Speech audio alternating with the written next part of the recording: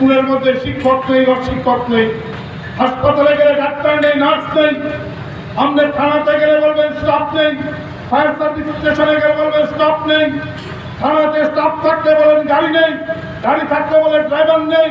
আপনি জানেন যে অফিসে যে আমার এই নাম কাটতে দিয়েছে, নামটা কেন উঠছে না, নামটা কেন কাটছে না, বলছে স্টাফ নেই, সব জায়গায় স্টাফ নেই, শূন্য পদ। আমরা যখন এই চাকরি শূন্য পদের কথা বলি তখন বিজেপির তারা মন্ত্রীরা, মুখ্যমন্ত্রী বলেন এই বামপন্থীরা চাকরি চাকরি চাকরি চাকরি করে আমাদের রাজ্যের বেকারদের মাথা শেষ করে দিয়েছেন। আমরা বলছি হ্যাঁ, আমরা বামপন্থীরা, আমরা যেদিন বামফ্রন্ট সরকারের রেখে ছিল,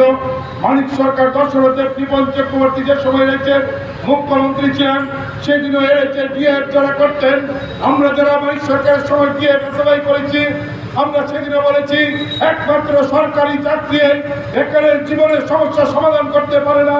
আর যখন মানিক শাহ মুখ্যমন্ত্রী, তখনও বলছে সরকারি চাকরি একমাত্র সমস্যার সমাধান না, কিন্তু আমরা এর সঙ্গে এটাও বলে সরকারি চাকরির দরজা বন্ধ করে দিয়ে যুবকের জীবনের সমস্যার সমাধান করা যায় না, বরং সরকারি চাকরির দরজা বন্ধ করে দিলে এই যন্ত্রণা কয়েক